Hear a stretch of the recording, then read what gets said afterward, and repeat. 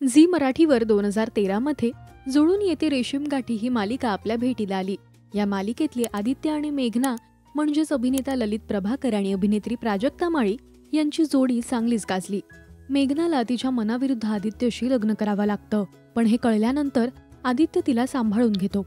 या मालिकेनंतर आदित्यसारखा समजूतदार नवरा प्रत्येक स्त्रीला मिळायला हवा अशी अनेकांची अपेक्षा होती।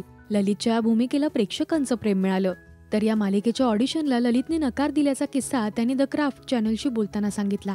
तो म्हणाला, मी आधी नाटक करत होतो आणि ही माझी पहिली मालिका होती, पण कल्याण ते मुंबई हा प्रवास खूप होता, म्हणून मी ऑडिशनसाठी नकार देत होतो। तरी सुद्धा त्यांचा मला फोन आला की एकदा येऊन जा, आणि मी ऑडिशन देऊन आलो आणि लगेचच माझं सिलेक्शन झालं। पण याबद्दल मी घरी सांगितलंच नव्हतं। मी मित्राकडे जातोय हे सांगून प्रोमो शूट करण्यासाठी जात होतो।